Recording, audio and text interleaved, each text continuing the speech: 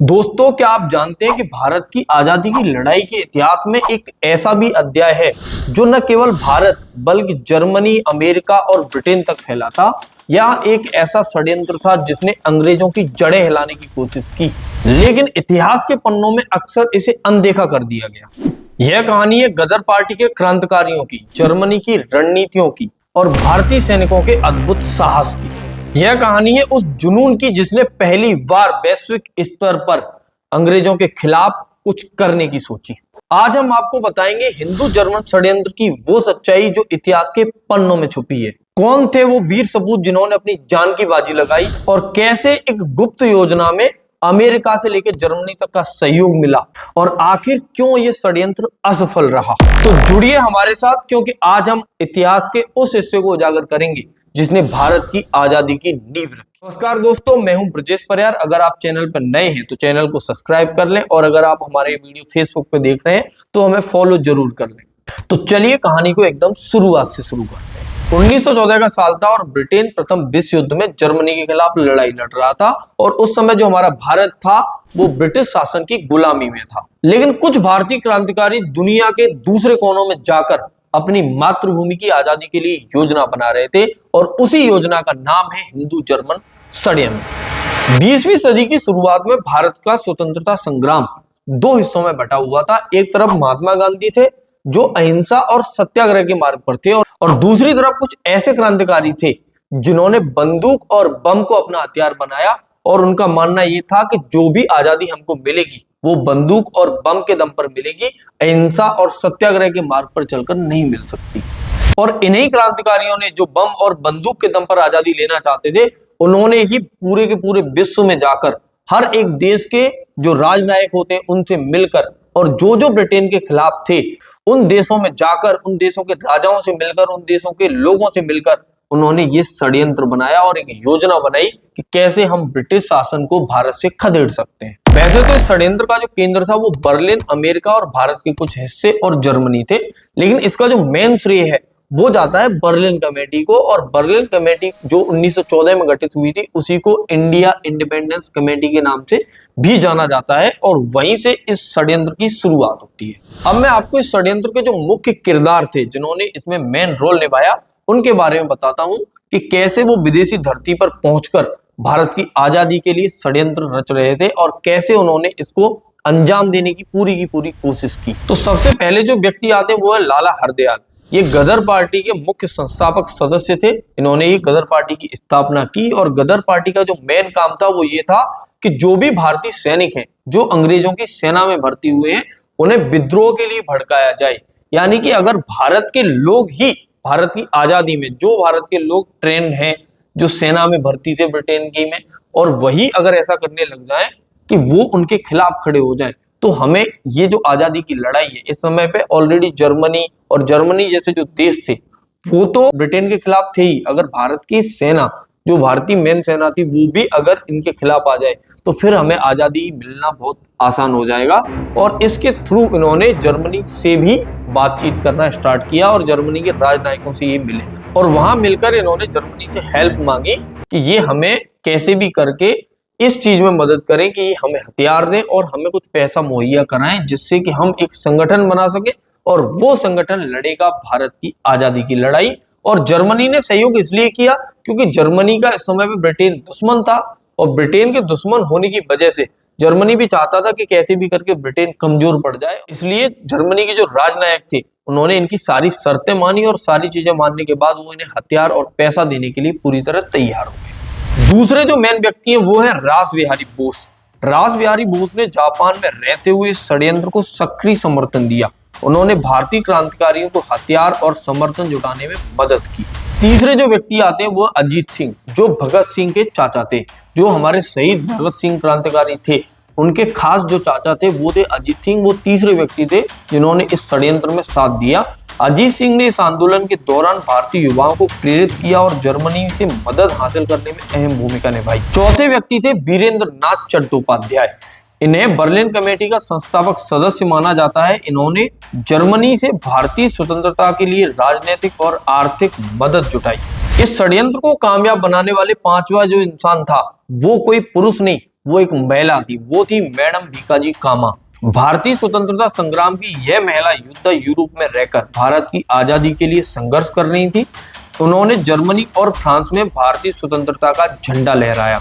1913 में अमेरिका के San Francisco में गदर पार्टी की स्थापना की गई और जब गदर पार्टी की स्थापना हुई तो गदर पार्टी के संस्थापक सदस्य थे वो थे लाला हरदयाल और इसमें शामिल हुए भारत के कई युवा क्रांतिकारी, जिनमें से एक मुख्य जो नाम है वो है करतार सिंह सरावा और सोहन सिंह भकना। और गदर पार्टी का जो सपना था वो ये था कि भारत को कैसे भी करके ब्रिटेन के शासन से मुक्त कराना है और गदर पार्टी ने अपने संदेश को पूरे दुनिया भर में जो भी भारतीय फैले थे उन तक पहुंचाने के लिए अखबार का और सभाओं का सहारा लिया और उन्होंने कहा कि विदेश में रहकर भी भारत की आजादी के लिए लड़ो, हम भारत की स्वतंत्रता के लिए अपनी जान तक देने को तैयार हैं। और गदर का मतलब सिर्फ विद्रोह नहीं होता है, गदर का मतलब है आजादी की गूंज।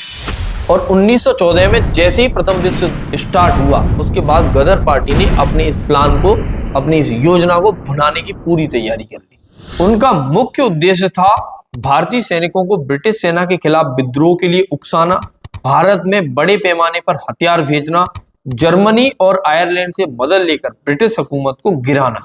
उन्होंने जर्मनी से संपर्क किया जो ब्रिटेन का दुश्मन था और 1914 में बनी इंडिया इंडिपेंडेंस कमेटी को जर्मनी का पूरा समर्थन मिला।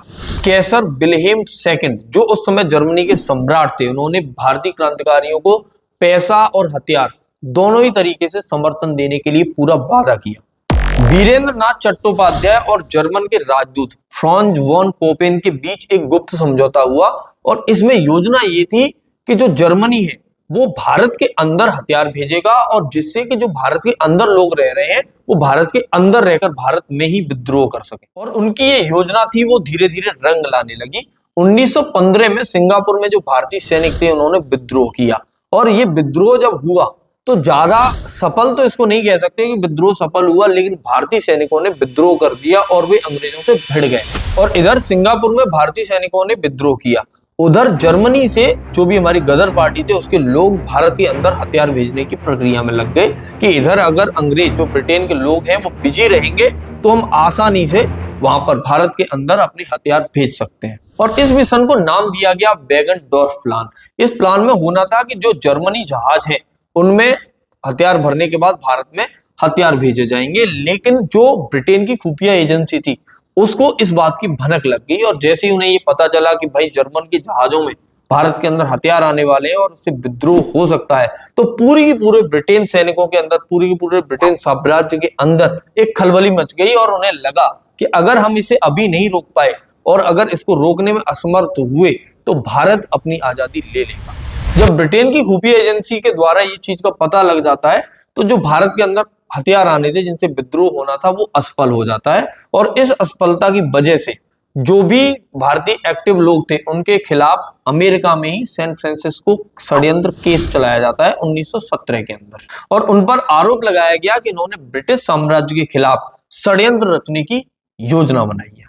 लगभग 100 से अधिक क्रांतिकारियों को गिरफ्तार किया गया। इनमें जो प्रमुख नाम थे वो थे सोहन सिंह भकना, हरदयाल और रामचंद्र। और करतार सिंह सरावा को भारत में ही गिरफ्तार किया गया और उन्हें भारत के अंदर ही फांसी दे दी। ब्रिटिश सरकार ने षड्यंत्र को दबाने के लिए अपनी खुफिया एजेंसियों का इस्तेमाल किया और अपनी खुफिया एजेंसियों का इस्तेमाल करने के बाद जो लाहौर षड्यंत्र केस चला था वो भी इसी का ही हिस्सा था। 1915 के अंदर एक लाहौर षड्यंत्र केस चला जिसमें कई क्रांतिकारियों को फांसी दे दी गई थी। इस षड्यंत्र में जो मुख्य भूमिका निभाने वाले क्रांतिकारी थे वो थे करतार सिंह सरावा और वीर कुमार और अन्य जो गदर पार्टी के नेता थे वो लोग इसमें शामिल हुए और इनकी योजना ये थी कि ये जो ब्रिटिश सेना है उनसे ही हथियार लूटेंगे और पंजाब के लाहौर में एक बड़ा विद्रोह करेंगे और भारतीय सैनिकों को इसके लिए प्रेरित करेंगे कि वो अंग्रेजों के खिलाफ सशस्त्र संघर्ष करने के लिए तैयार हो जाए। लेकिन ब्रिटिश की जो खुफिया एजेंसियां थी उनको इस साजिश का कुछ हिस्सा पहले से ही पता चल गया और जैसे ही ब्रिटिश अधिकारियों को इसके बारे में जानकारी हुई तो उनके अंदर खलबली मच गई और उन्होंने जगह जगह छापेमारी की और गदर पार्टी के जो भी नेता थे उन्हें गिरफ्तार कर लिया और उनमें जो प्रमुख नेता थे वो थे करतार सिंह सरावा और जब उनकी गिरफ्तारी हुई थी तो ये मात्र 19 साल के थे। उसके बाद इनके खिलाफ केस चलाया गया लाहौर की अदालत में ही, और जब लाहौर की अदालत में केस चला तो इनके खिलाफ देशद्रोह और साजिश रचने जैसे, ब्रिटिश साम्राज्य के खिलाफ साजिश रचने जैसे आरोप लगाए गए। और इन गंभीर आरोपों के बाद भी करतार सिंह सराभा झुके नहीं और उन्होंने खुलकर अदालत में कहा कि उनके जीवन का केवल एकमात्र लक्ष्य है भारत को आजादी दिलाना। और लाहौर षड्यंत्र केस की सुनवाई के दौरान ब्रिटिश शासन जितनी भी ताकत लगा सकता था उस पूरी ताकत का उसने उपयोग किया, और लाहौर षड्यंत्र केस में जिन करतार सिंह सराभा और उनके साथियों को गिरफ्तार किया गया था उन्हें फांसी की सजा सुना दी। करतार सिंह सराभा का साहस और उनका बलिदान भारतीय स्वतंत्रता संग्राम का प्रतीक बन गए। नवंबर 1915 को उन्होंने अपनी जान की आहुति दी, लेकिन उनका सपना जीवित रहा। और उस समय के जो ब्रिटिश अधिकारी थे वो इतने डरे हुए थे कि उनका ये कहना था कि ये साजिश ब्रिटिश साम्राज्य की जड़ों को हिला देगी, अगर हमने इसको नहीं रोका तो ये सत्यानाश कर देंगे, हमें हर हाल में इसे रोकना होगा, नहीं तो भारत ब्रिटिश साम्राज्य के हिस्से से चला जाएगा। हिंदू जर्मन षड्यंत्र पूरी तरह सफल नहीं हो सका, लेकिन इसने भारत के स्वतंत्रता संग्राम को एक नई दिशा दी, और यह ब्रिटिश सरकार को यह समझाने में सफल रहा कि भारतीय क्रांतिकारी अपनी आजादी के लिए पूरे के पूरे वैश्विक स्तर पर जाकर भी अपनी लड़ाई और अपनी क्रांति को जारी रखने में सक्षम है। और यह पहली बार था जब भारतीय क्रांतिकारियों ने वैश्विक स्तर पर जाकर कोई विद्रोह करने की कोशिश की। और करतार सिंह सराभा और रास बिहारी बोस जैसे क्रांतिकारियों के बलिदान ने आगे के स्वतंत्रता संग्राम में लोगों को भाग लेने के लिए प्रेरित किया।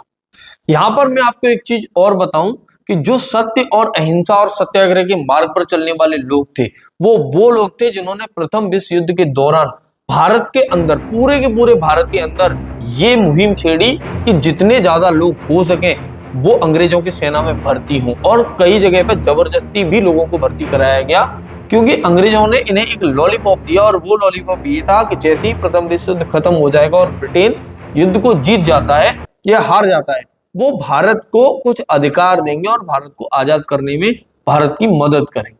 लेकिन वास्तव में ऐसा नहीं हुआ। वास्तव में तो ये हुआ कि जैसे ही प्रथम विश्व युद्ध खत्म हुआ उसके जस्ट बाद ही जलियांवाला बाग हत्याकांड हुआ। उसके बाद महात्मा गांधी और उनके अनुयायियों ने नमक जो आंदोलन था वो छेड़ा था, नमक सत्याग्रह के नाम से जाना जाता है। लेकिन वास्तव में जो असली विद्रोह प्रथम विश्व युद्ध के दौरान हुआ वो लाला हरदयाल और गदर पार्टी के जो नेता थे उन्होंने, और जो हमारी इंडिया इंडिपेंडेंस कमेटी बनी थी उन्होंने कोशिश की, उन्होंने पूरे विश्व के उन देशों से मुलाकात की जो ब्रिटेन के खिलाफ थे, और एक ऐसा षड्यंत्र रचा कि अगर वो सफल होता तो शायद हम 1915-1916 में ही एक आजाद भारत पाते। लेकिन उन वीरों ने जो काम किया, उन वीरों ने जो साहस दिखाया, उससे जो भारतीय थे उन्हें प्रेरणा मिली, और इसी प्रेरणा के चलते कई ऐसे वीर और पैदा हुए, कई ऐसे बलिदानी और आगे आए जिन्होंने अपना बलिदान दिया, और उनके बलिदान के बलबूते पर ही आज हम लोग आजाद हैं। और आजादी के लिए उनके द्वारा जो भी संघर्ष किए गए उनको याद रखना हमारी नैतिक जिम्मेदारी है।